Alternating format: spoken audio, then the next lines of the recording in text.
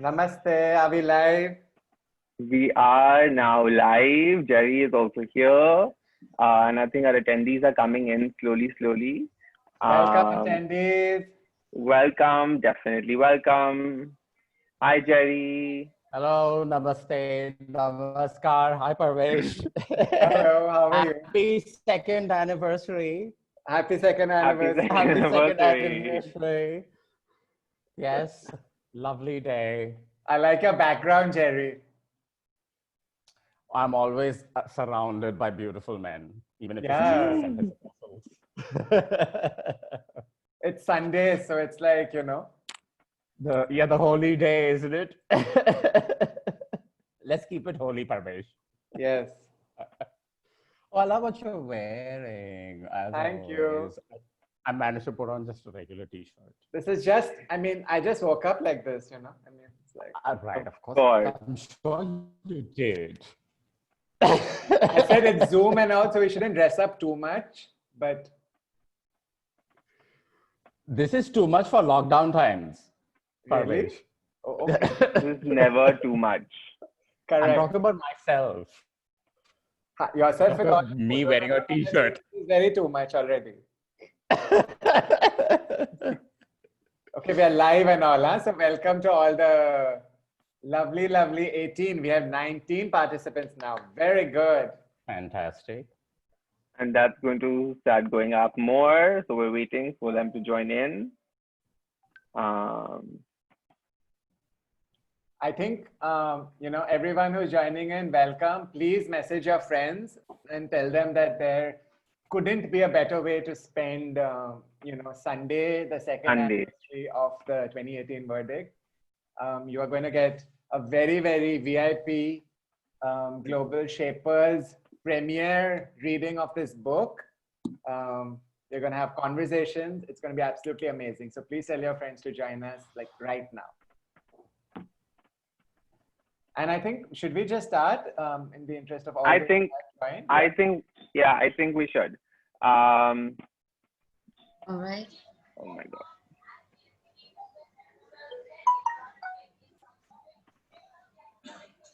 Okay, so I think we'll just begin, and we'll begin. I want to welcome everybody to this very, very, very special conversation on today, which is 6th of September, which is the 2-year anniversary of the abrogation of Section 377 by the Supreme Court. For everybody within the queer community, it has been momentous in many, many ways. And I think that today we could not celebrate it better than having a wonderful conversation on Queeristan, which is talking about LGBTQ inclusion at the workplace. And I think Jerry has also been one of the champions of inclusion at the workplace. And I think today what we really like to talk about is how and why it is so important, and make this a little bit organic and talk about queerness in general and what has happened over the last 2 years and what is the path forward for all of us, particularly us as shapers, and as change makers within the community. I forgot to introduce myself, so let me just also do that. I'm Rushva. I'm the curator of the Mumbai hub of the Global Shapers.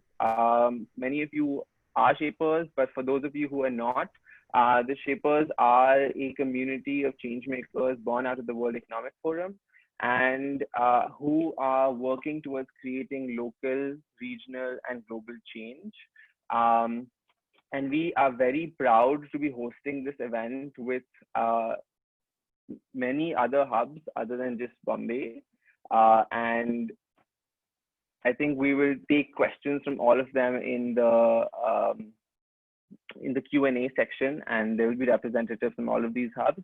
So there's Surat, Bhopal, Nagpur, New Delhi, Chennai, Jaipur, Bangalore, and Trivandrum. So we're very happy to be hosting this with all of these hubs. And so let us begin. I think Parmesh and Jerry both don't need an introduction.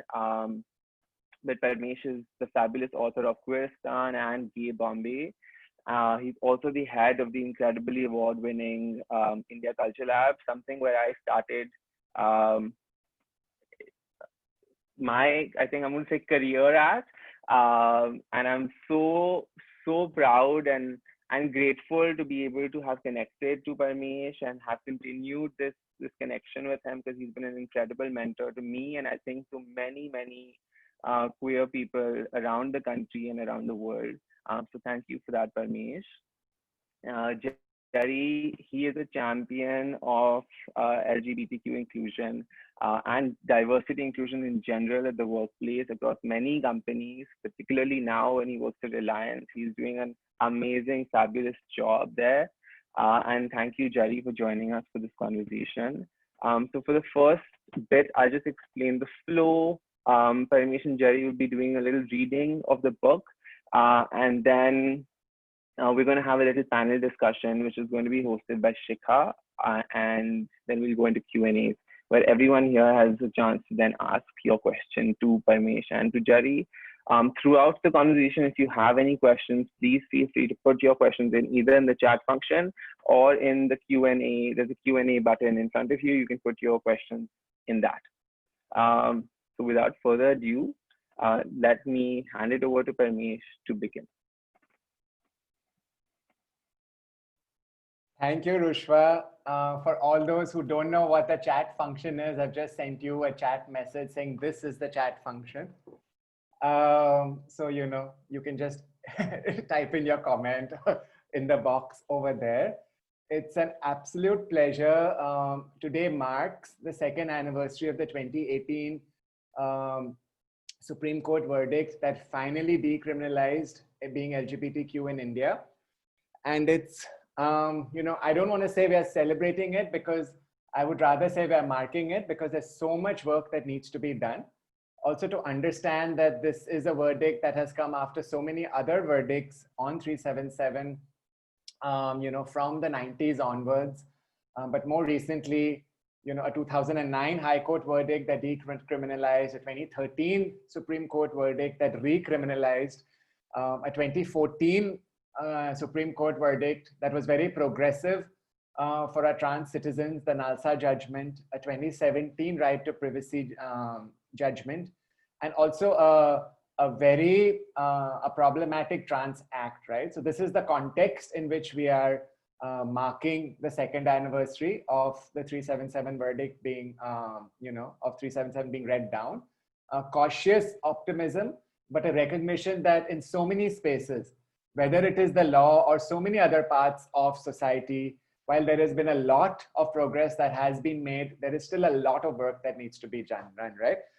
So what I want to do in the next maybe 12 minutes or so is give you a very brief overview of my book, Queeristan, which I wrote, actually, I started writing just immediately after the 2018 verdict, because I felt that you know, it would be a time when a book like this would be very, very necessary and useful.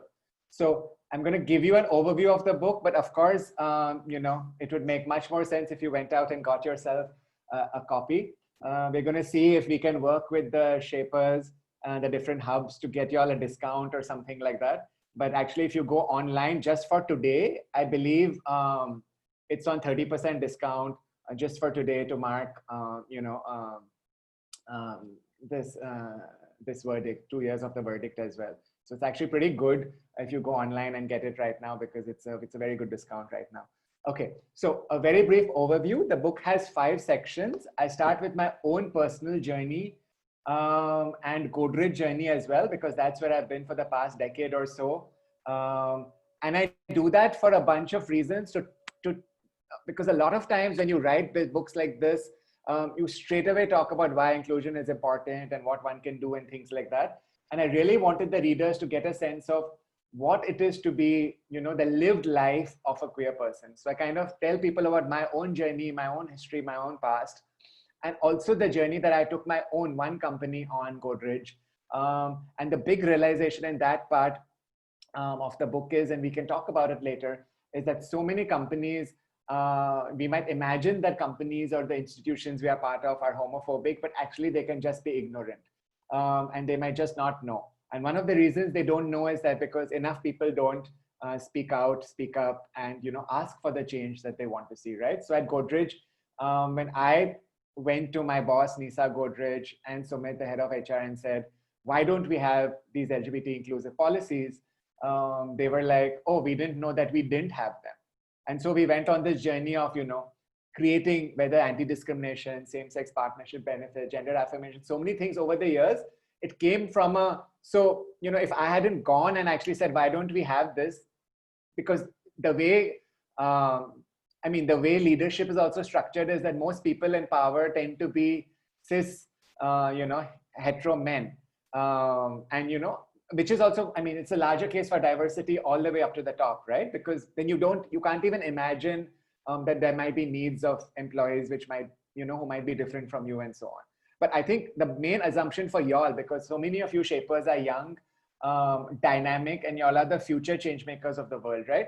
If you believe there's a change you want, ask for it. And you might be surprised that there may actually not be that much opposition. It might just be ignorance, right? And then I go into the context of the background, the law, the terms that we call ourselves in the community, which so many of you who might be straight might not know. And so many of us queer people also might not know. So whether it is LGBTQ, Hijra, Kothi, there's a whole universe of wonderful terms that we call ourselves. And I end that chapter by saying that, there is a wonderful queer alphabet soup out there. Pick whatever term you like for yourself, or what the heck, pick a few, right? Because it's about being plural. Then I talk about, the history, and this is something that I come back to all the time in the book, that being LGBTQ inclusive is a fundamental part of being Indian.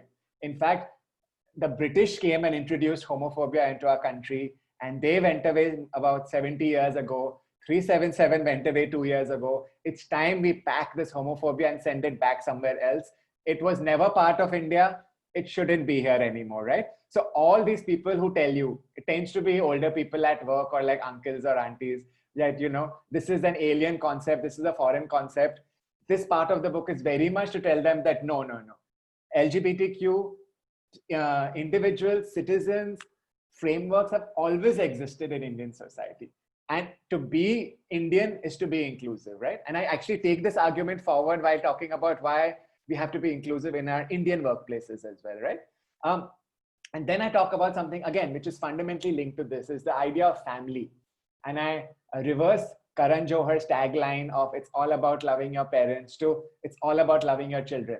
And it's a very important chapter. It's actually my favorite chapter because it shows how, whether in real life or on the screen, right? Big screen, small screen, the real change is coming about with parents accepting their queer children for who they are. And when parents accept this, the magic it creates, the confidence it creates.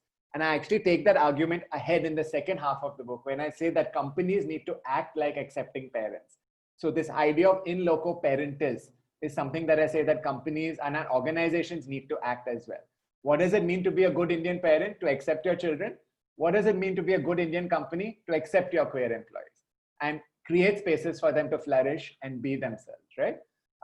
And then I shift gears and go into the business part of the book, talking about the reasons to be inclusive. Now, it's not rocket science, and I don't know why I had to have a whole chapter. There's a whole chapter that talks about how being inclusive is basically a decent thing to do.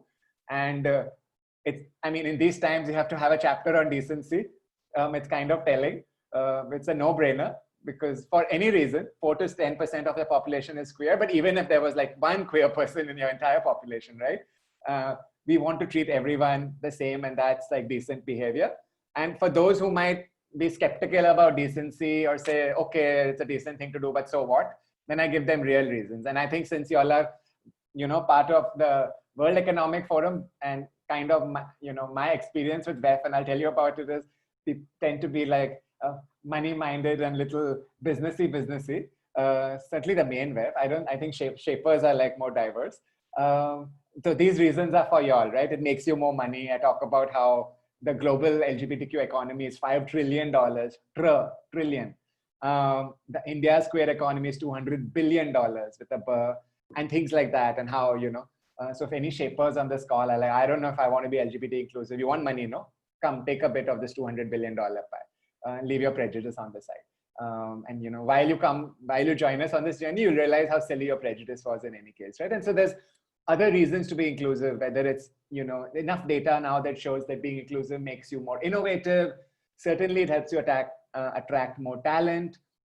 All of y'all, I don't need to tell you, y'all are probably Gen Z and millennials in any case.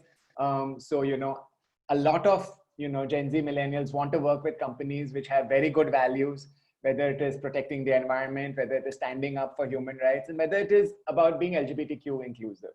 So for all these reasons, I make a case about, why inclusion is important. And then the last part of the book is about steps that any organization can take, whether it is policy change and so many other things. Now, I've written the book almost like a Bollywood movie. So it's on the Naam ke Vaste, it's a business book, but it's many other things. It's a personal diary. It takes you abroad with song and dance sequences. I write about TikTok, parties, pride marches, job fairs, movies, my own life. I honor the elders of the queer movement. I talk about the next generation of the queer movement, which is all about imagining a more interconnected, equal world, an intersectional world, by showcasing incredible individuals and organizations like Queer Muslim Project, Dalit Queer Project, Chinky Homo Project, Pink List. There are so many incredible. Grace Banu in Tamil Nadu, who's India's first trans engineer, who runs a wonderful organization called Born to Win Foundation to empower other trans citizens. So many. And I really talk about how, while the book is a how-to book, it also expands your horizon about the future, the dimensions of LGBTQ inclusion in this country and how they are going to intersect with so many other movements, like the movement for a cleaner environment, like the anti-caste movement, like Black Lives Matter in other parts of the world, and so on. Because in a sense, all our struggles are connected in that sense. So we all want to imagine and live in a better world. So this is like a very quick preview of the book. This is what in Bollywood, the writer would go to a big star and do a reading and say, Sir ji, meri film kijiye. This is what the film is about. So I've given you this very quick overview about it. I hope that you get a chance to read it. The reason why I wanted to talk to y'all is that because, I've been a YGL for so many years, and I've been to, World Economic Forum summits and all. And I've been really envious because some of my YGL classmates, etc., were sweet, but the really cool people at all these things were the shapers. And I've been really envious, saying, why am I not a shaper? Why am I a boring old YGL hanging out with these boring old other YGL people, or even Shudder, fee-paying members who tend to be like, old is not necessarily boring, but at least with WEF, sometimes it happens like that. So I've been very envious of shapers. The coolest people I've met are shapers. The most enthusiastic and energetic change makers that I've encountered are shapers. So I'm so privileged to be talking to you this morning, sharing this book, being in the same space as Jerry, whose work I admire so much. And just, hopefully we'll be able to inspire you to help create a more inclusive India, starting with right now. Yeah. I don't know if I have time to do a reading, but maybe I shouldn't. Maybe I think we should just do a discussion and move straight into move queer into the discussion. And if we have some time, we can do some readings from the book later. Rushwa, what does that sound good? That sounds good to me. Jerry, is that okay with you as well? Yeah, that's fine. But Parmesh, at some point, I do think you should touch upon, and if not read directly from, your excerpts around Jugaad resistance. I think that's a very important topical point, especially given that we are talking about Indian inclusive workplaces. Sure. So get into Jugaad resistance, either just talk extemporaneously or read that part out of your book. Now or later? Wo to Rushwa will decide. So let's do it later. Let's do some. So we'll do it. Let's do some chatting, and then we can come back to that. No? So let's do, I think you're very right. Let's do some chatting. So in order to do the chatting, I don't want to be the only person speaking in the chat, and I want to introduce some other fabulous shapers who are also partnered with us, who have also partnered with us for this project. and that's Shikha. Shikha has just joined us as a panelist. Shikha is a mental health professional and a mental health researcher and a mental health professional. But most importantly, I think for us, she is a shaper with the Jaipur Hub, and she leads a project called Queeristan Conversations, which started as a means to bring LGBTQI visibility to Rajasthan, and has been working towards creating more safe spaces for the community to build inclusion through awareness and sensitive communication. And I think she would be the perfect host to have this conversation with both of you. So welcome, Shikha, and I'll hand it over to you to take Jerry and Parmesh through some questions that you have me have. Thank you so much, Vishwa. Hello, Jerry, and hello, Parmesh. So good to see you. And thank you so much for talking to us on such an important day. I can only imagine this is such a fantastic company, such a fantastic time to look back of how far we've come. And I think it's only rarely that you receive that opportunity to kind of look back and kind of map ourselves in the future. And I hope that's exactly what we will be doing today. In fact, I was just, and yeah, on a meta level, thank you so much, Parmesh, for writing this book, because growing up as a queer woman, I felt that there was literally no visibility because I grew up in tier 2 and tier 3 cities. And the idea really was that all the queer people were in the major cities or left the country, or, it was, as you said, not an Indian thing, it was more of a Western thing. But I can imagine that a young person holding a book now will read more and more studies, more and more stories of people who exist and who are making real change. And it's a fantastic time to be a queer person in general, as well as a young queer person. So thank you again for this book. I think I'm just want to start up with a very general question to both of you. The last 2 years have been so remarkable in how much has happened and how much has been highlighted as well in queer activism, and how many ways that family structures are changing, how many ways that legal statuses are changing, and how organizations are changing as well. What have been some of the highlights for you in the last 2 years, and how does that kind of play in as your memory today? Jerry, you want to go first? Sure. So you really, I think what is the most noticeable change over the past 2 years, has been the confidence to assert your identity, whether it is publicly or even within your family or, in small groups.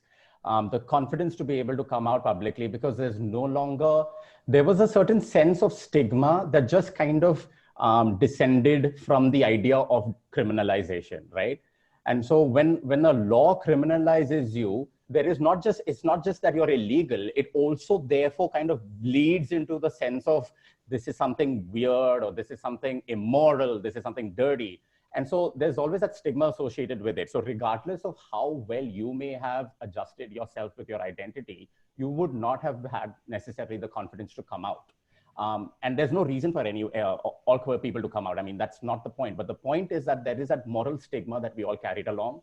And with the decriminalization, what happened was that there is this newfound confidence to be able to say that, you know what, the law was on its wrong side. The Supreme Court judgment speaks about a historical injustice.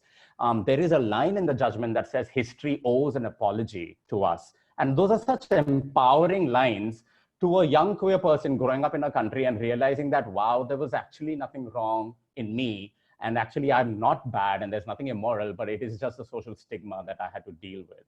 And that has kind of noticeably gone. And you see a lot of young people now. I mean, I'm seeing when I go to any kind of parties or I go to any social gatherings, young people coming out with so much confidence and so much flair and fabulousness. It's fantastic. It's the things that, I would not have had in my time. Not that I'm very old, but, Parmesh, what do you think? Yeah, thank you. And Shikha, thank you.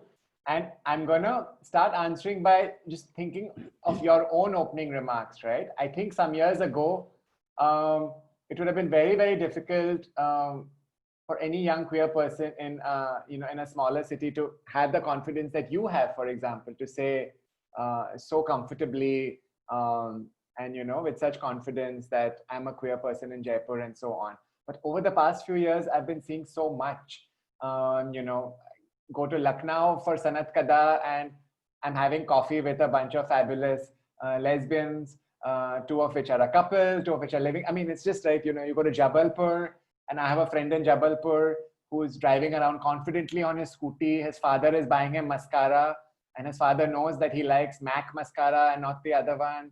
I mean, so it's like so I just want to actually list out some of these changes, which are also this part of this last chapter, because I conclude the book with this huge spirit of optimism by saying that this queer, inclusive, dreamlike future India is not some fantasy.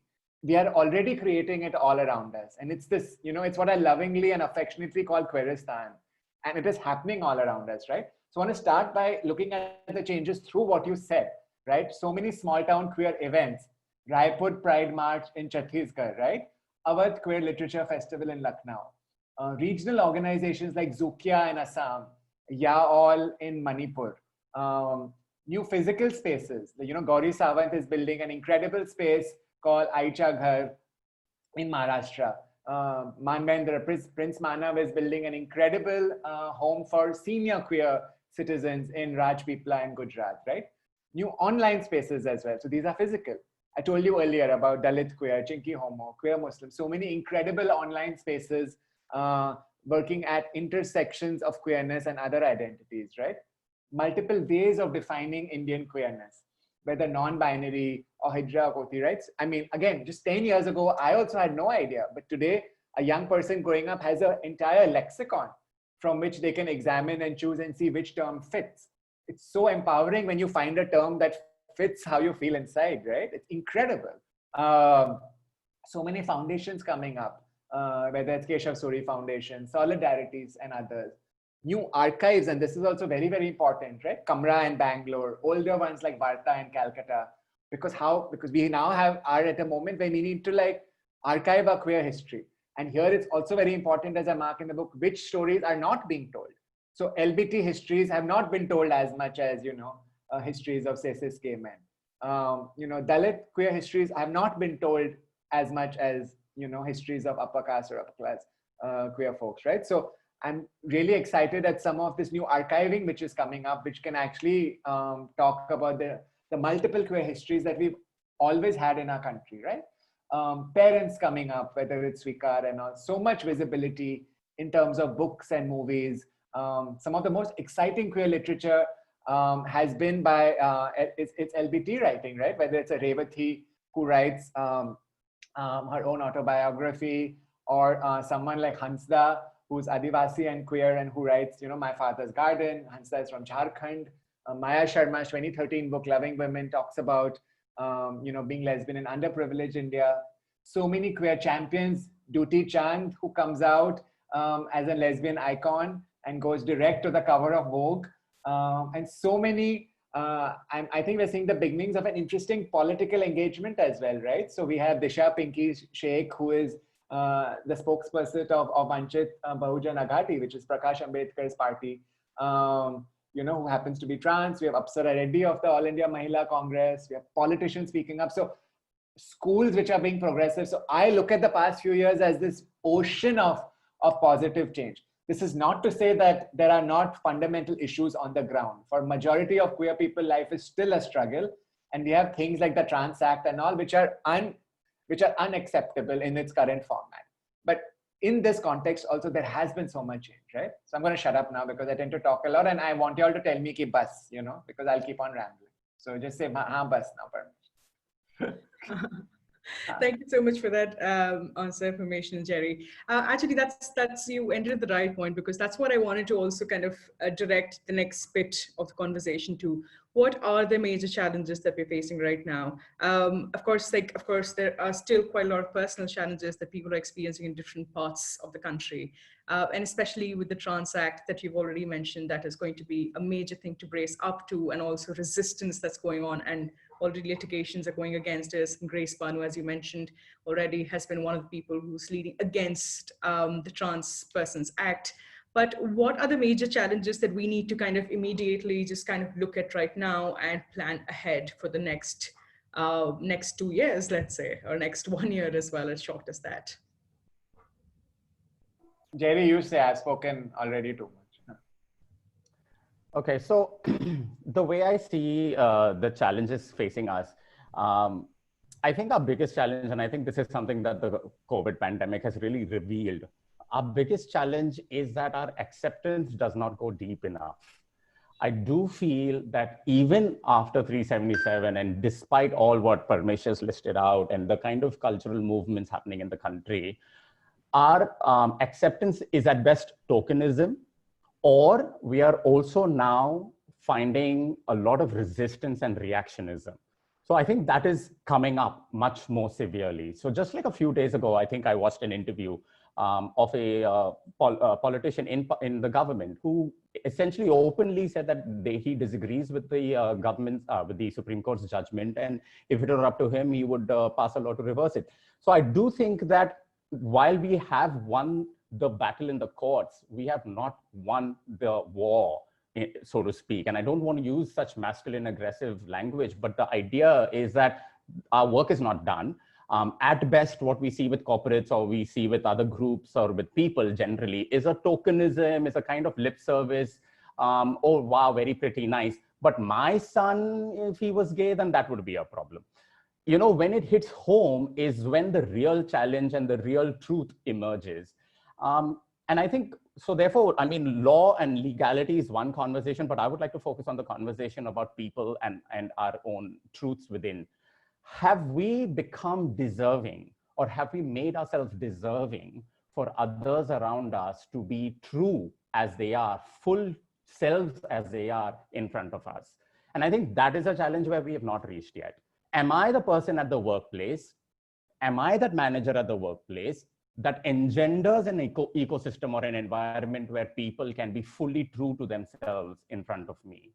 I don't think that has happened. So while I'll be like, oh, yes, I'm a queer ally, or yes, I'm a queer person myself, but then in my team and in my workplace, I know that there may be people who will never be true to them about themselves to me. And whether it is about themselves being queer or whether it is about their challenges at home.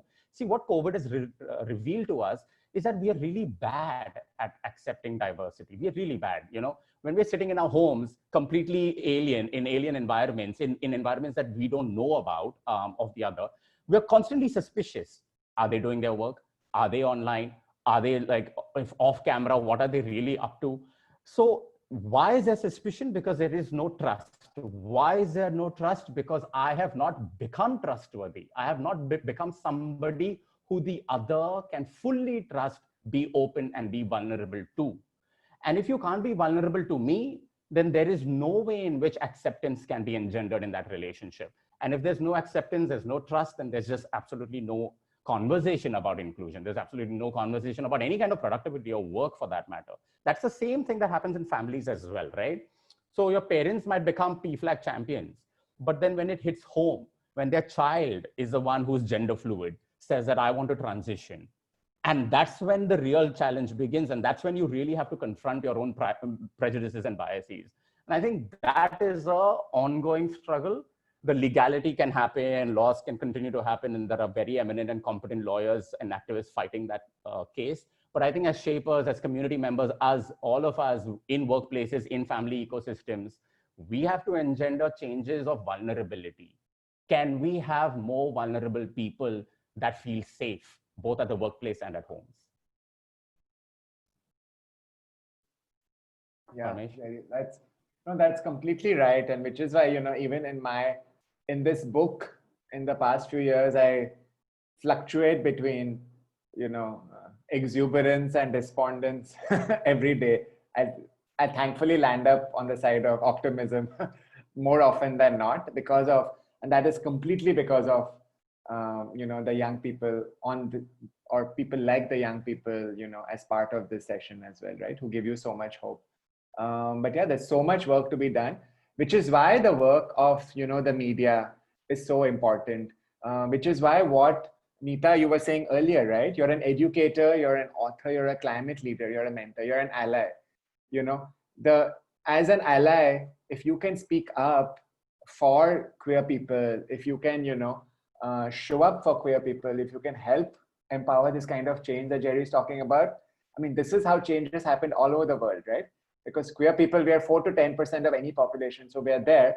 But because of the way things are, we don't have that much power or influence, or even in the workplace, we're just about getting accepted and included and so on. So the heavy lifting will have to be done by allies to create that space.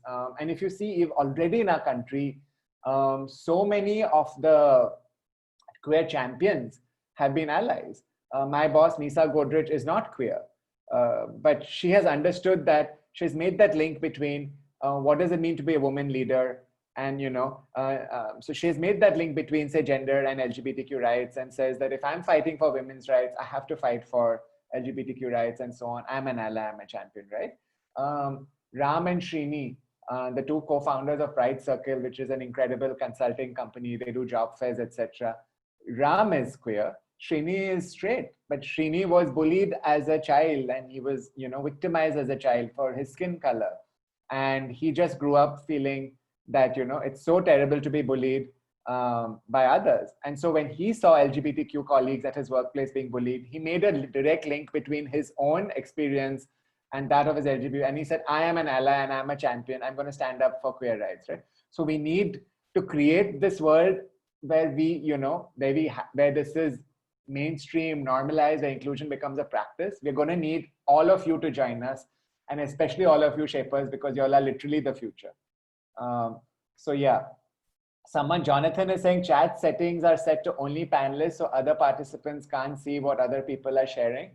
I don't know. I'm kind of being able to see Neeta and Jonathan and everyone else. So I don't know what the chat settings are, but there's a question by Kushal. Should we take it? It sounds interesting. What would you say to those who leave the country for a more accepting environment? You'll have it. Huh? Me? Yes, you. So I left and I left. You came back. I came back because I saw Swades, with Shah Rukh Khan, and I was like, every time I would say that ye jo desh hai mera, Swades hai mera. So I completely blame Shah Rukh Khan for everything in my life. His films have taught me how to love and how to imagine romance, and of course reality is not like that, so you get disappointed all the time. Because when I came back after seeing Swades also, it wasn't like that. I was like, ab kya? But no, I actually think everyone has a choice to be, so first is, I don't think that you need to be, the link between patriotism and being located in your country is, you can be incredibly patriotic and you can be incredibly supportive by being located anywhere in the world, right? I think the question should be not the onus shouldn't be on the queer person. The onus should be on the city, the country, the state, the environment, for creating an enabling environment so people want to pursue their opportunities here. And progressive countries, right?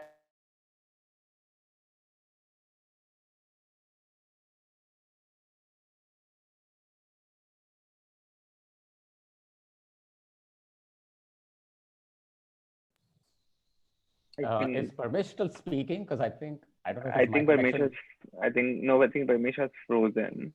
But I think this always happens in Zoom webinars, and I think we have to kind of allow for these slight glitches to happen. So thankfully, it's not my internet connection this time. No, I think it's for everyone. Maybe Jerry, you want to just take that a little bit forward and Yeah. No, actually, I wanted to just build up on what Parmesh is saying. So he's right that everybody's journey can be very different, and that you can follow your journey whether you're located in the geographical boundary of India or elsewhere. So, being Indian doesn't have to mean that you have to be on Indian soil.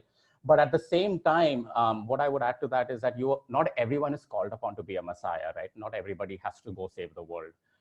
Your job is not to save the world. Your job is to be able to have the best life possible to you. And the way in which you create the best life possible to you is by shaping the ecosystem around you. And if everybody does that and everybody shapes their little ecosystem around them, as shapers, you would exactly know this is how we build change in the world, right? Because any change that happens top down overnight is a revolution, and it always spills blood. Any change that is enduring, long-term, sustainable is change that happens from within, from the grassroots up in small ecosystems that kind of ripple outwards.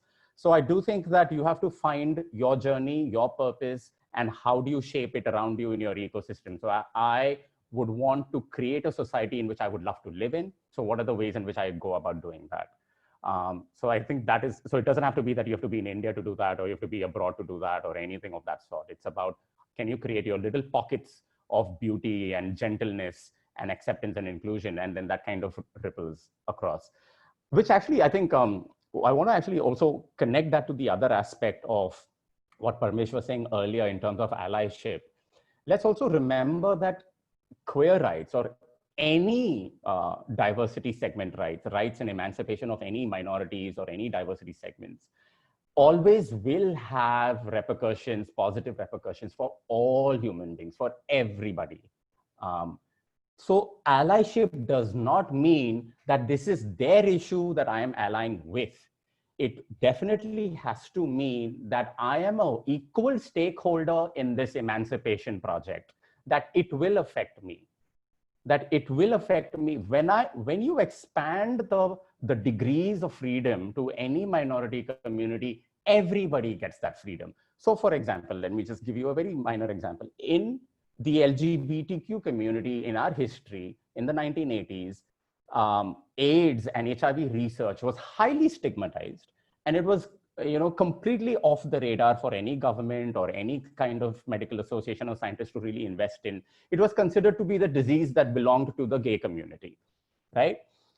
Now, because of the activism that the gay community or the LGBT community in the US, in the United States, and various parts of the world did in the early 80s to push for more and more research and more study into HIV research and AIDS, we are expanding the whole breadth of human knowledge, of human scientific knowledge around viruses or around any diseases or around any kind of treatment for everybody. And so today, if anybody else gets something similar, there is so much of a body of knowledge that has been created that one can rely upon. So if you connect the dots, it is that this is a study that belonged about a topic of a very small marginal community that had to be protected because of your freedom of speech and freedom of expression and the freedom of research and the freedom of science. That led to a lot of ripple effects in the larger community, in the larger heterosexual or straight community, that today people benefit from all over the world. So there's always dots that you can connect between any marginal group to a larger group. So allyship should not only mean that I am aligned to your rights. It should mean that I am an equal stakeholder in this emancipation project that you are affected by. Thank you so much. If you have some time for numbers, can you hear? Y'all can hear? Yes. Just linking, I'm sure there are like nice number wonks here. So if there's, in terms of the earlier thing about correlations, right? So according to, Richard Florida and teams in 2014, they found a positive correlation of 0.72 between, between places which were friendlier to queer people and economic success, right? Which means the more friendly you are to LGBTQ rights, the better you do as an economy. And this was consistent at every level, city level, state level, country level as well, right? So in terms of just, and that's also the reason why so many countries are now going out and saying that we need tolerance, inclusivity, LGBTQ friendliness to attract the talent which would otherwise gravitate in other places. And you see it in India as well, right? You see Mumbai, Bangalore, etc. have more queer talent than maybe other cities which might not be so inclusive in that sense, and so on, right? The other bit in the book is that there's also an increase in foreign direct investment. And I think, because now even states are competing to attract FDI, as is the national government, right? Direct correlation between FDI and you being inclusive. So the more inclusive you are, the more FDI you will attract to your country.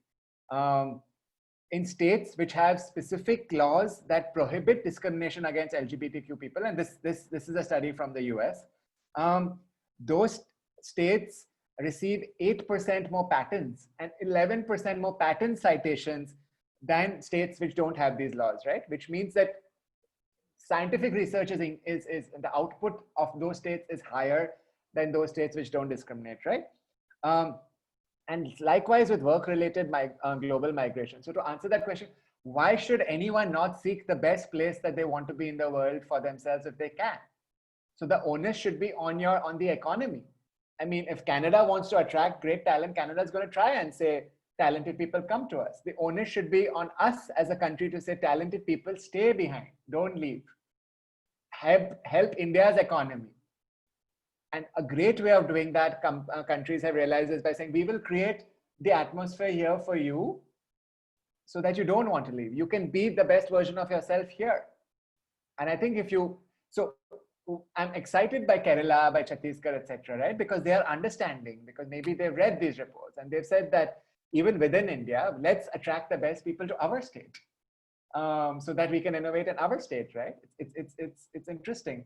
So I think talent will go wherever it wants to. I think the onus is on institutions, right? It's on companies to attract the best talent, states to attract the best talent, countries to attract the best talent. So, yeah. Thank you so much, Parmesh. Actually, I was just thinking about when you earlier said that how you, as part of your cultural lab, you went to Godrej and you actually said that why are these laws not in place? And I can imagine, and I see that around me as well, that so happens to be the case most of the time where one may plead ignorance or, kind of shield their biasness as well or prejudice on that way, saying that we don't have queer people in our organization. That kind of makes this vicious cycle because you don't have more inclusive policies, you don't have inclusive practice, so queer people don't really come forward. So invisibility breeds more invisibility and then ignorance and such. What do you propose should be precisely the next step for such organization, especially in cities that do not have other companies and other organizations with such practices that are more inclusive? I think chronology is very important. And in terms of chronology, I think it is very important for organizations to have inclusion as their first step. So exactly as you point out, Shikha, right? Companies are not going to start. I mean, I get this all the time, right? I mean, I had a senior leader, and this is at the UN consultation that we hosted a couple of years ago, saying big company has about 50,000 employees. He's like, so we are to an industrial company, so we don't have any queer people in us, so we don't need to do all this. This is for like, the Google, Goldman Sachs type of companies. Like we are to industry, no correlation between being industrial and queer people and whatever. So, I had to tell him, look, 4 to 10% of any population is queer. So if you're running a factory, 4 to 10% of your shop floor is queer and so on, right? The question is, and he was like, no, I don't think. I was like, babes, on your floor in your head office, I know 5 queer people. So he was like, really? Who are they? I was like, I'm not outing them, but if you as head of HR don't know, then that's your issue, no? Are you really taking care of your employees or not? So he's like, acha, we have queer people on my floor? So I think this is a silly fallacy. Jerry, you know which company I might be talking about. We have friends in that company. But anyway, some of those friends might be watching this also. So I think in terms of this, I think the onus is very much on companies setting this in place. I don't think you mate for like someone to become pregnant before offering maternity benefits. I mean, you offer it, no. Someone becomes pregnant or not, I mean, theek hai, but your role as an organization is to offer it. You can't say, let the first person become pregnant, then we will think about maternity benefits. No, I mean, and when you link it to other things, it seems so dumb. So you have to offer a suite of policies and benefits irrespective. And the chronology is that when you say this is what we are offering all our employees, when you support your policies and benefits with the cultural change, sensitization workshops, cultural support, normalizing it by talking about it all the time and not just during that one Pride month or like Ida Hobbit or whatever, right? When you actively create this environment, you will find that more and more people will choose to avail of this. Now, choosing to avail of something doesn't mean necessarily coming out. And that's a choice you have to leave to the individual. So at Godrej, we have so many people who have chosen to avail of our same-sex partnership benefits, but they're not out to their bosses or to their teams or whatever because they feel that maybe their bosses or teams are not ready, or they might be judged or discriminated against, right? But you have to offer this. I think so. I think the first step should be offering these, and you're not offering this as a favor or because, you know, out of some act of benevolence. You're offering this because you want to treat everyone equally, and you understand that by being inclusive, the only person who will benefit is the organization itself on all those terms, right? So I think that's the chronology that that companies or organizations should follow. Jerry, tell us about your organization, because I think that would, I mean, you're in the book, and how you you speaking up has led to, you know, your organization going on this journey itself, right? I think it'll be great for shapers to hear about their journey. No, so actually what you said, Parmesh, is right. But in order to champion these causes in certain organizations, especially in Indian organizations, you'll need somebody who's visible, right? So I've been kind of lucky in the sense that I've been visible, and I've been situated in Reliance in a certain position and in a certain office, in the chairman's office, in a way in which I'm able to bring visibility to this cause, right? Bring visibility to the cause of inclusion and diversity. The journey is a long one. And I think, as Parmesh said, it has to start chronologically, one, with inclusion. How do you engender inclusive practices to begin with? So you have to first ensure that there are these unconscious, unaware biases that are brought to the fore. And I like to give this example often, and I've given it at the workplace as well. When I sit in a cafeteria with my colleagues at work, and then some guy comes up and says, okay, this is my tiffin, my wife packed it for me, she does this for me and my children. That person, that man has already told me that he's heterosexual, that he's married and the society allows his marriage, and he's had sex at least once because he's produced children.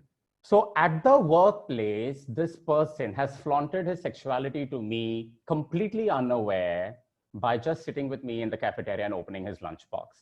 And these are the kind of little ways in which we need to become more aware of how sexuality infringes. I don't want to say infringes, but it's really, it permeates all aspects of our lives, right? Our identity, our workplace, ourselves, the way in which we relate to each other.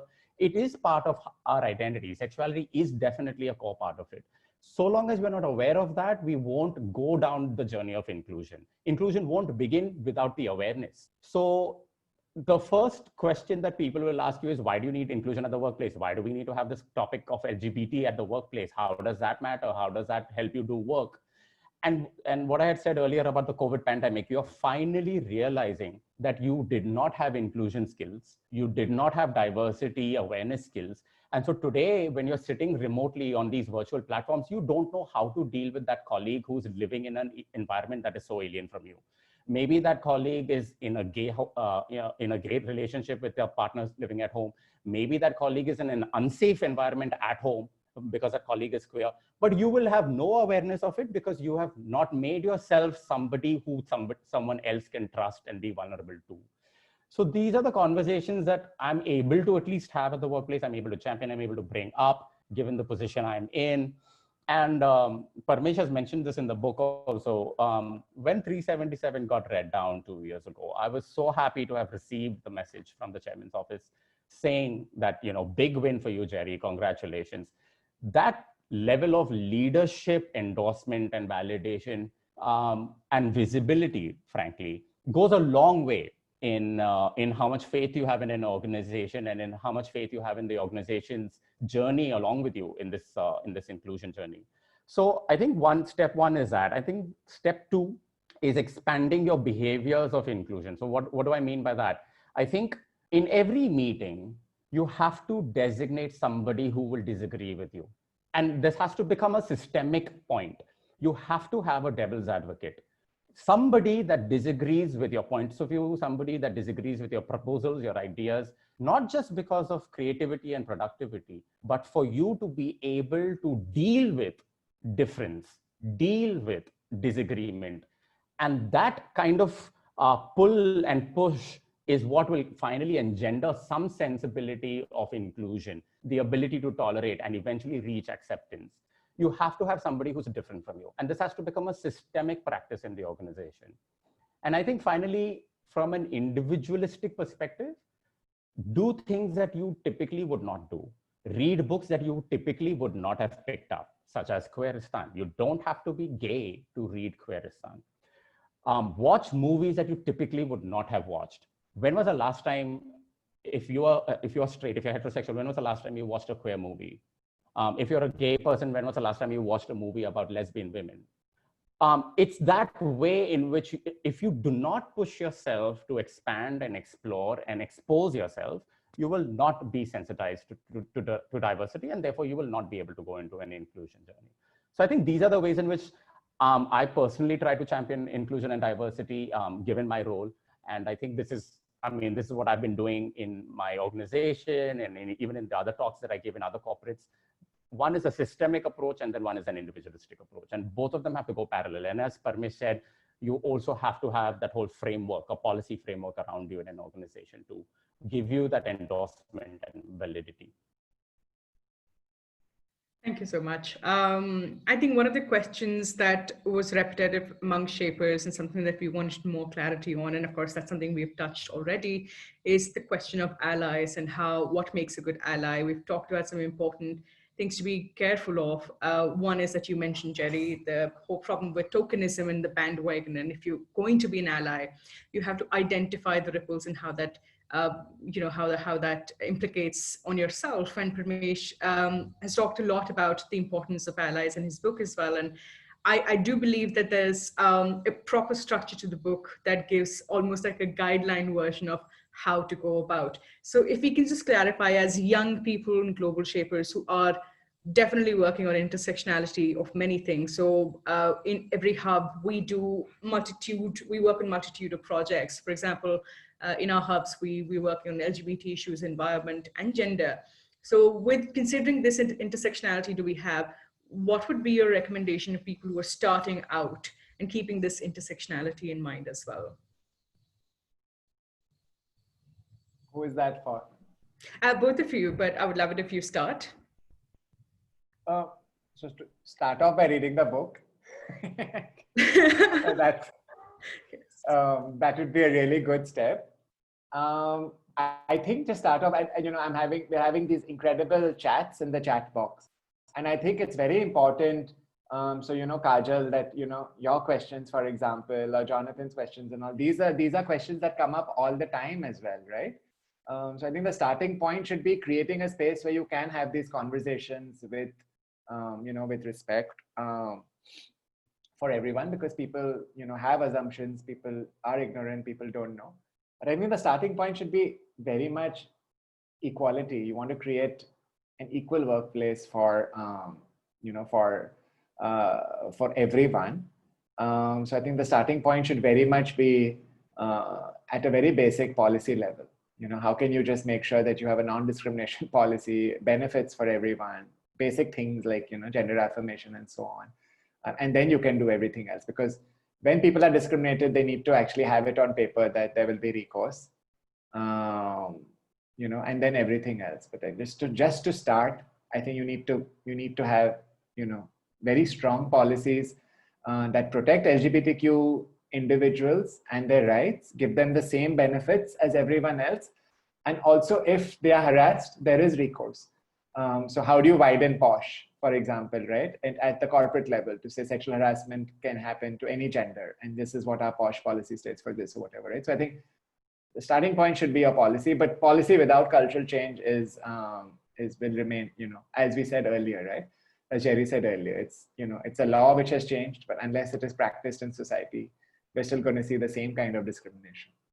So at any organization, I think, start with a policy change, but understand that it's going to be, you need to accompany it with a lot of, workshops, sensitization, and so on, and just answering these basic questions of people. So, yeah.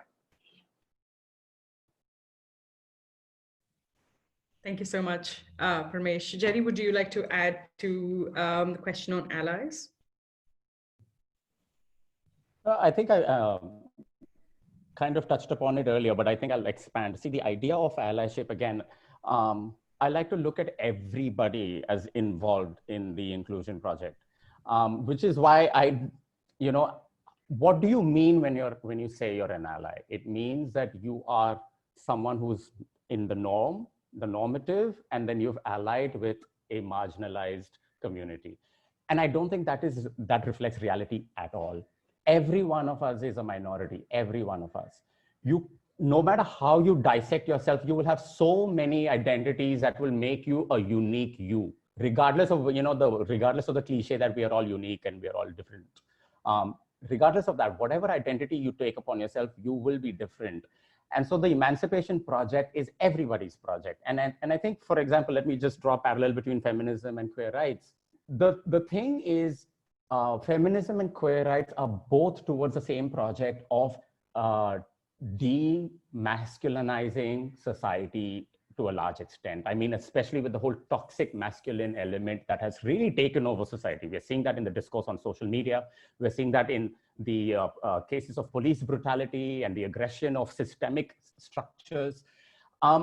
We queer people and feminists have a similar goal, that if we can tone down the aggression of society, both in its discourse and in its structures, that is a common goal for both of us. So who is an ally here? So an ally could be anybody who is part of this project. But that does not mean that there is one norm and there is one community that is completely unaffected by it. Everybody is affected. Even that alpha male is a victim to the toxic masculinity that he's drenched with, that he's grown up with, that he's emulating now. They're all victims. So the Emancipation Project will also affect that alpha male very positively, will finally set him free to be emotional, will finally set him free to shed a tear, will finally set him free to love openly. There are so many ways in which heterosexual cisgendered male do not know how to experience their body pleasurably. And the queer project can really emancipate a lot of those straight men. So, so for me, an allyship means understanding how, in which way you are part of that project, discovering the diversity element that you have, how uniquely different you are. Are you, a woman who is straight but queer in the way in which you dress, in the way in which you love, in the kind of people you love? There are so many ways in which you can dissect identities, right? And dissect lived experiences, so that there is no normative community called allies. I think that should be a way in which we understand this word henceforth. I think that everybody eventually will benefit from the Emancipation Project of any marginalized community. Shikha, can I build on what Jerry has just said? Please do. So, there's a part in my book where I quote Professor Kenji Yoshino, whose work I love. Kenji is professor at NYU Law School now and was associate dean at Yale Law. And one of the most exciting legal scholars in the world, has written about, amongst other things, what Shakespeare can teach us about the law and things like that. But in Kenji's most significant book, Kenji writes about covering. And this is exactly what Jerry said, right? He's like, it's not just, Kenji happens to be queer. And he's like, it's not just queer people who are closeted all the time. He's like, even as queer people, we need to have deep empathy for others and recognize that everyone is, in a sense, covering something about themselves. We're all hiding certain aspects of our identity. Maybe it is caste, maybe it is disability, maybe it is, veteran status, say in the US, that you fought and you've come back and you don't want to disclose that you're a veteran. Maybe it is the fact that you're divorced and you don't want to tell people, or whatever, right? The point is, he was like, Kenji's right. He's like, we're all, in a sense, covering.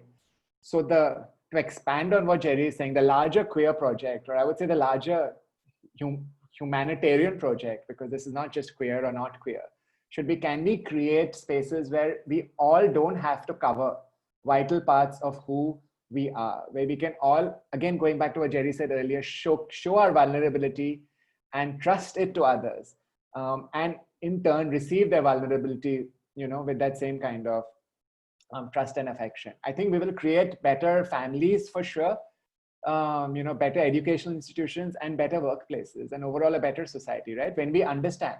So I think the allyship project, and to answer so many of the questions that are coming up, right? Saying, I might agree with decriminalization and rights, but I don't have, I have other issues with LGBT people, right? I think the solution to some of that is, and I think that's a valid question, I think the solution to some of that is to recognize that what unites us is so much more than what divides us. And if we can approach each other with this, saying that what unites us in our humanity, in our shared humanity, is we have so much more in common than what we have in difference. I think it would be a useful framework to examine our lives and certainly our institutions and work towards the kind of equality that we want. Unfortunately, what we have right now in so much public discourse is like focusing on the slivers of what divide us versus what unite us. Hence also this book. So yeah. Thank you so much, both Parmesh and Jerry. I think I have exhausted the question that I had to ask, but I can see that a lot of people are interested in asking. How do we do this, Rishwa? Should we? Yeah, so I have to been chatting online only. I have to been responding to the chats. I think Parmesh has been through the conversation, responding to all the questions that have been coming in. What are you, Gen Z, millennials? This uncle is like answering questions, responding. I also did some 3-4 Instagram posts by then, did a workout, had a latte. All of y'all have just been on this chat. I mean, sometimes I'm like, yes, unfortunately, but I think we are learning from you, Parmesh, and we are multitasking as much as we can. We've got some questions that actually have come in, particularly in the chat function. Kaushik, maybe you want to respond to that to begin with, and then we can ask. There are other hubs who have also some questions. There's Mithika and Rashi who will also have got some questions for you to ask. So I think what we'll do is maybe you want to take the question in the chat first, and then we can maybe start with Mithika and then go to Rashi to ask some questions. So I've answered lots. So Jerry, do you want to take some of the chat questions? So there's the last. So I think you've answered most of them. The last one is particularly in the context of helping LGBTQ employees, and how do we really talk to them if you think that they are queer? I think that was a question that's come in the Q&A box. I think Kaushik's question is essentially saying that LGBT individuals need to kind of do change themselves rather than depending on allies to come around and do change and make policy changes for them. So especially he says that there has been an erosion of rapport at the workplace where LGBT colleagues are not reaching out to change the workplace, but depend on allies to make the changes.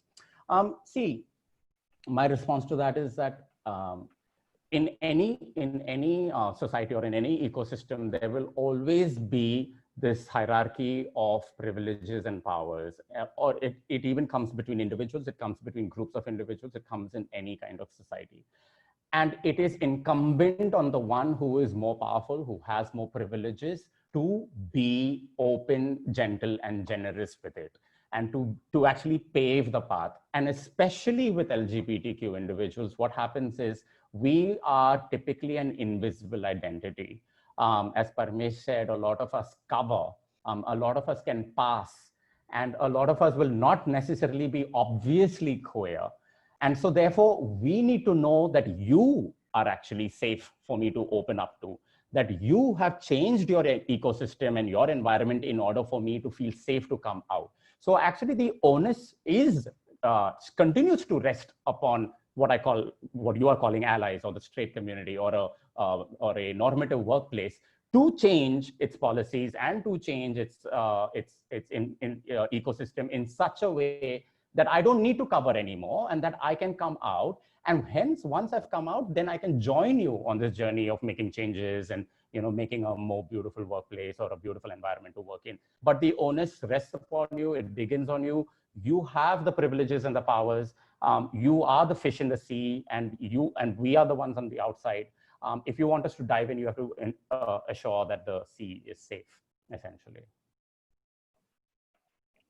That's a very, very valid point, Jerry. And I think that just as a personal story, I feel like my career, when it started of course with Parmesh at Godrej, and I since then have always tried to seek out these spaces where I feel that safety, where I feel that comfort, which I think Godrej was able to create now for more than a decade.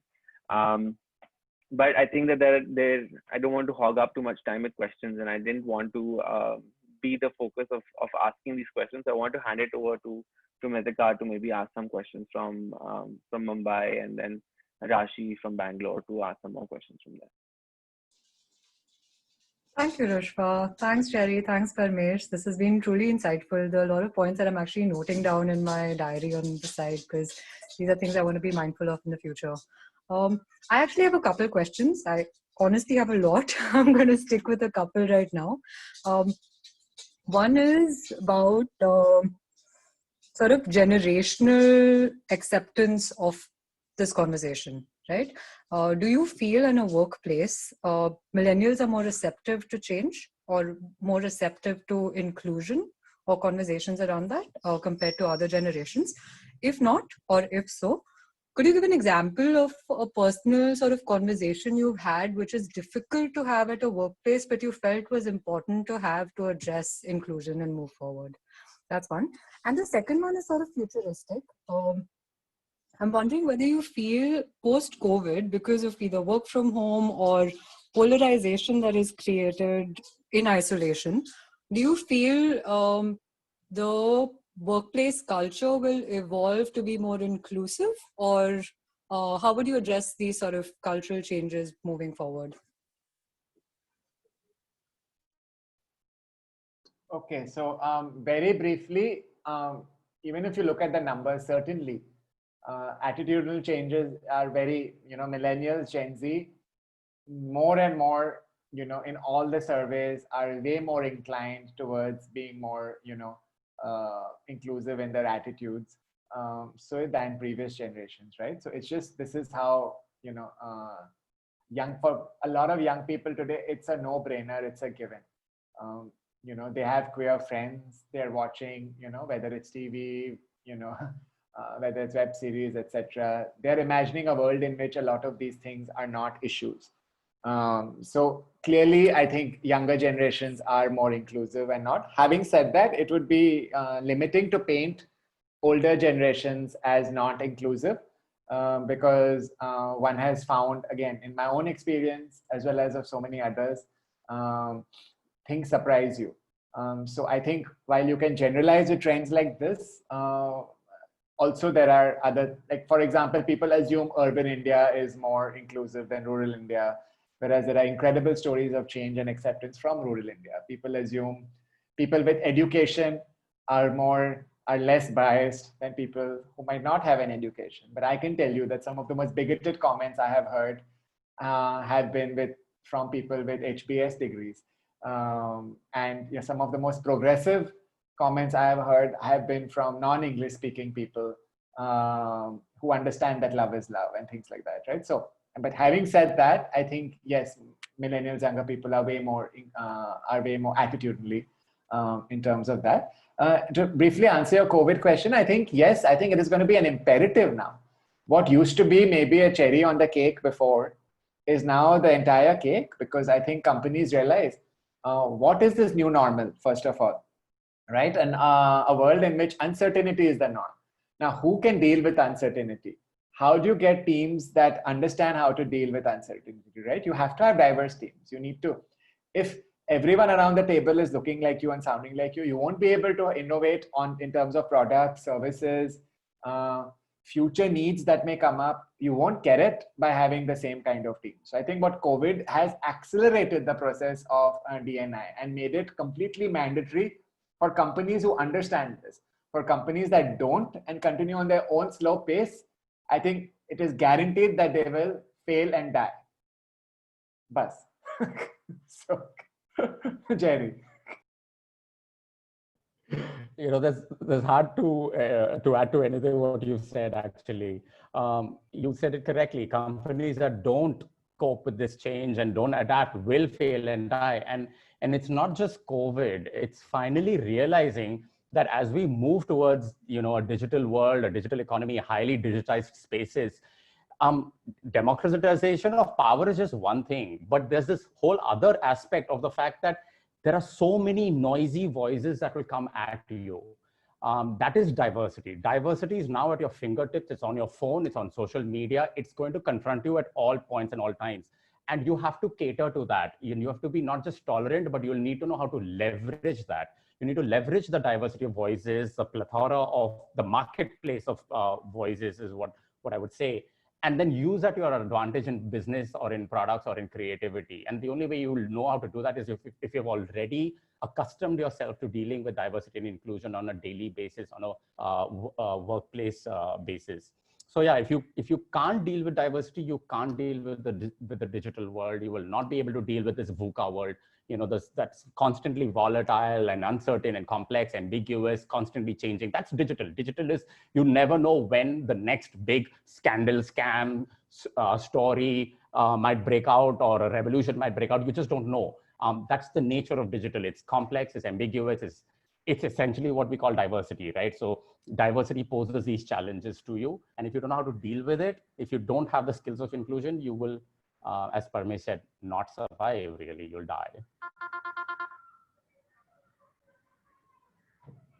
Mithika, is that okay? Does that answer your questions? Absolutely. Rashi, over to you. Thank you, guys. Hi, everyone. I just wanted to say it's been such a pleasure listening to y'all. Huge fan of the conversations and the way they've been done. I also believe that a lot of questions have been asked, so I'm going to keep mine. Some of them might be nice, so I apologize. I wanted to know, so I've always seen diversity and inclusion being spoken as a very decorative piece. And one of the things that I've always wanted to also understand from your point of view is, how do you call that out? How do you call that out and say that this is not, okay, you're not my ally. You are just trying to score brownie points so that you can be on the fence. And how do I quantify actually in my work, as opposed to this giving flowers out at Women's Day, or, just marching with you and wearing the same color as you at a Pride March? How do I recognize an ally, and how do I quantify progress in this field? My second question is to Parmesh, where he said that we as Indians have always been queer friendly, and it's actually the British who have been sort of instrumental in bringing the homophobia, or increasing that, or kind of increasing the disparity around it. So maybe you could give us examples, or talk about the history, or take us back as to how we as a culture have been queer friendly. So Jerry, you take the first question. And for this, I would also say, please read. There's an incredible book called I Am Divine, So Are You, that Jerry has edited along with Devdutt, which actually gives you a wonderful overview of how so many religions themselves have been queer friendly as well, and affirming the rights and identities of LGBTQ citizens as well. So I think there is so much scholarship right now that, you really need to go out and read it. And what's incredible is that all these books are available for like, $2.99, $3.99, $6.99, whatever. Like, the world of information out there that I urge you to actually go out and get this. So there's enough literature out there. But Jerry, do you want to take like the first question? Yes, so I think essentially, Rajiv, what you're calling out is tokenism, and it's something that I addressed earlier as well. That that after 377 got read down, and it became legal and okay for corporates or for anybody to kind of come out and say that, we support LGBTQ rights, we saw a lot of jumping on the bandwagon phenomena, where everybody became like, colorful logos and, just joining the Pride March, and it became highly virtue signaling, if I could call it. It's, just signaling in a very superficial way that we are LGBT friendly. But my approach to that is not to really call them out on it as much as to kind of say that, okay, fine, that's step one. Now let's go more, let's go beyond, let's go deeper. Let's go to step 2 and 3 and 4. And the way I think you would go about doing that is, one, I think you need to yourself be really highly visible. If you're a queer person yourself, come out and be visible, become the voice of the people who can't be open at the workplace. If you're not a queer person yourself, but then bring the topics out in open discussion, and then have these conversations on the table. It's difficult to have these conversations, but just overcome your fears and overcome your kind of, any kind of hesitation, and just bring these conversations out in work meetings. For example, I do this on a regular basis. Any creative, any communication, or any kind of team meetings where I sense a certain bias, even if it is as simple as a pronoun bias. A lot of people just kind of use the male pronoun generically. So without calling it out, I will ensure that I'm constantly referring to both pronouns. I'll ensure I'm constantly referring to a diverse perspective. And I think once you begin conversation, then you can move towards action. See, the reason is you can't circumvent action without having conversation. And I use conversation as a parallel for thought and for belief. It's kind of like you can act without having the faith, without having the belief, without having that thought in your mind. And action without that is tokenism. So you need to first address the psychology, address the mind, ensure that the mind has become an inclusive mind, and then you will have action that will kind of logically follow. So it's a therapeutic approach. It's a psychological approach, the way in which CBT works. You address faith, you address belief, you address mindset, biases, prejudices, and then you will have action that follows automatically. I think that's very, very well put. Jerry, I was wondering, maybe since we have 10 minutes, do we want to do a quick reading, or maybe we want to just take some more questions? Parmesh, if you don't read, then at least just discuss the concept of Jugaad resistance. I think it's an important but point. I think we're getting good questions. Let's take more questions. I think at the end of this, everyone is going to buy the book. So, Hannah? Yes. Type yes in the chat box if you are. If not, we know who you are. Nope. Yes. Thank you, Shikha. We love you. So there's a question that's come in the Who Q&A. else has FOMO? Thank you, Varsha. Thank you, Rashi. Oh, Yay. So we're seeing hard. Love hard. What to do? We have to sell, no? All about selling. All about loving your children. It's all about selling your book. Okay. Karan Kumar, we love you too. 2 hearts. So I'm going to talk about this bit called Jugaad resistance, which Jerry says, which is actually the heart of how I've kind of brought about change, and it's a useful resource for all of you, which who are young and who are trying to say, what can I do? So Jugaad resistance essentially. I'll just read out the paragraph, right? And it says that I'll read out the context before. I use the term, for me, being a change maker is a simple process. Step 1, you have to open your own mind and heart. And step 2, you have to do some Jugaad resistance and make change happen wherever and however you can. I use the term Jugaad resistance to describe the work I do. For many years, the word Jugaad used to make me slightly queasy. It originally referred to the cobbled together trucks that came from jeep parts that were popular across northern India. The word then came to be appropriated by business school scholars to refer to the Indian knack of low-cost innovation. As I told the author Helen Russell when she interviewed me for her book, The Atlas of Happiness, Indians aren't doing Jugaad because it makes them more creative. They are doing it because of a lack of opportunity. We make do with less, we manage, but it's not celebrated as a badge of resourcefulness in India. People have a Jugaad mindset to survive. After the launch of the 2012 book, Jugaad Innovation, at our culture lab, Rushra was there for that, I started thinking of Jugaad as a framework of possibilities rather than just business or object innovation. When Jugaad is combined with another word I really like, resistance, you get Jugaad resistance, which for me stands for a resourceful, solution-oriented opposition to established ways of thinking and doing. Jugaad resistance takes place when the revolutionaries locate themselves within the establishment they want to change, so that they can bring about innovative change to the system from inside. The two components of Jugaad resistance are infiltration and cultural acupuncture.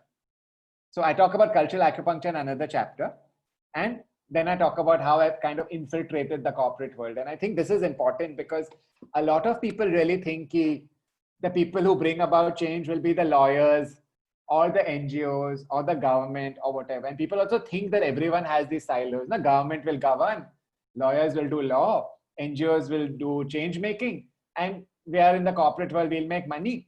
And schools should teach, and like families should do whatever. The world is changed now. All these institutions need to be shape shifting. So my whole point in this is, wherever you are located, however you can be a change agent. Don't think just to bring about change, you need to become a certain kind of activist or another kind of lawyer or whatever. You can bring about change in your home. If at dinner today with your parents, they crack something, or they say, ye ladki jaise naach raha hai, or something on India's Got Talent.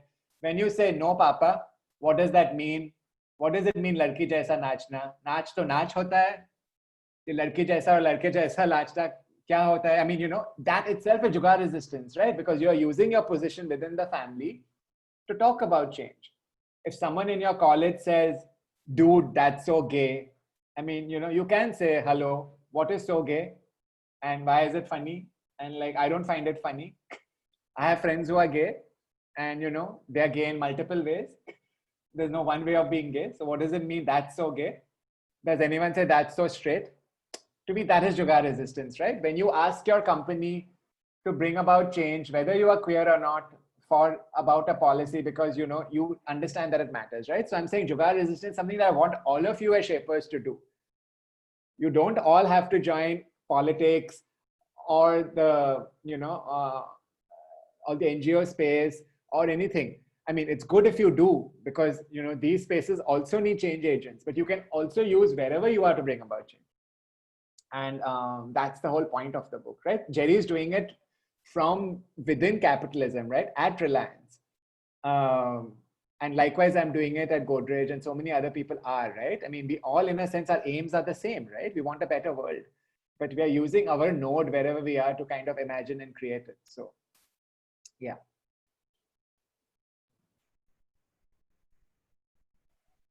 I think that is exactly the kind of skills that we all use in our lives when we're fighting for different things, whether it is for climate action, whether it is for sustainability, whether we're talking about feminism or gender activism. And I think that all of this really comes together in this intersectionality and in this space of, we are really in this together. And if we want to build this world, this vision of this world is not singular. It has many facets to it, and we all need to come together to really make that happen.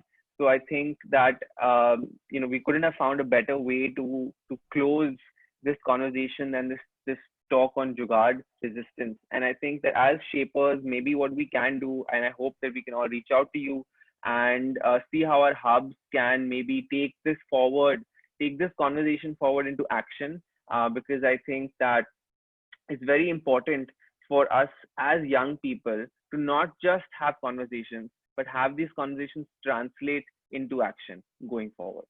So maybe we can have quick closing remarks from both of you, and then we can just close it. Yeah, so I'll go first. I want to point out that what Parmesh said about jugaad resistance is a very important point, especially in Indian workplaces. So the resistance is just one component of it. The other part is the jugaad. And when you combine the two, it becomes a very powerful framework. So it's about infiltrating and at the same time adapting. So it's adapting to the ecosystem you've infiltrated, and at the same time then engendering the change within that ecosystem. So you cannot stick out like a sore thumb in an ecosystem and expect that to change around you, because then you're a cancer cell. A cancer cell is one that kind of multiplicates without regard for the ecosystem around you. You have to be the jugaad that changes, that adapts, that says, okay, this is an environment I find myself in. I choose to be in this environment. Hopefully you've chosen to be in the job that you're in. I've chosen to enter this environment. Now let me adapt here and engender incremental change. And I think that's really what Parmesh is very powerfully identifying as the Indian method to do it. And I think it's something that we can all practice in our workplaces.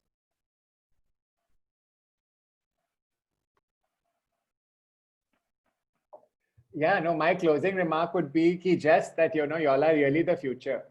All of us, we are my generation. I'm 44, Jerry is much younger. But, I think my generation, and of course, Rushwa is a child, but my generation, those who are in our 40s, Yashi, this is such an important point that you raise in the chat, right? How much work we have to do in terms of changing people's mindsets and beliefs, no? Really, oof. Even I get this all the time at work, right? People say, oh, you're gay, huh? Don't hit on me. Why would I hit on you? I have pati at home. घर का दाल चावल मिल रहा है तड़के के साथ कभी कभी बाहर का खाना नहीं चाहिए anyway कोरोना का टाइम है हाँ so what I was saying is that for my generation and all of that we've done enough and not enough, I think we've done enough damage. So I think the future really belongs to y'all, the young future oriented change makers who are imagining and creating this world. So please go out there and create a better world. Forgive previous generations for all the damage that we have done. Me and my previous so many generations also, to the environment, to so many other things as well. If you look, the world is in a very damaged place, but thankfully we have your youth, your energy, your positivity, your intersectionality, which I think will be the kind of resourcefulness we need to create this better world. So it is completely up to you. So I really look towards you with great hope that you can take some of these insights that we have offered you in this talk and use it to create this better world. Yeah. And if anything that you need from our sides, I think I can speak for Jerry and me as well. Just reach out to us. We're more than happy to help in any way possible. So thanks so much. Thanks. Thank you, Parmesh, and thank you, Jerry, and thank you everybody for joining. I think that there could not have been a better way to start Sunday morning, and it could not have been a better way to celebrate this day. And I think it's more than celebrate. I think you very rightly said in the beginning of this conversation, marking this day, because this is going to be the start of many, many more conversations. And I think that through this year, we're going to work very closely with all the hubs in India to create many more conversations around queerness, and many more conversations around inclusion, and see how we can translate that into action, not just within the Shaper community and within the World Economic Forum, but also how we can do that individually in our own homes, in our own workspaces.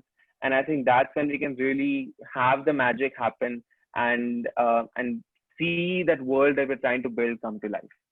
So on that happy note, thank you to everyone who joined, and Parmesh, and to Jerry, and to Shikha, and to Mithika, and Rashi, and to Nisha, who's been really great in helping us with all the technicals of this session, and to all the other hubs who really helped make this happen. Thank you, and see you guys. Thank you all. Thank you, Shapers. Namaskar. Thank you, Parmesh. Namaskar. This was Bye. fun. Bye. Bye, everybody. Bye. Yes. See you.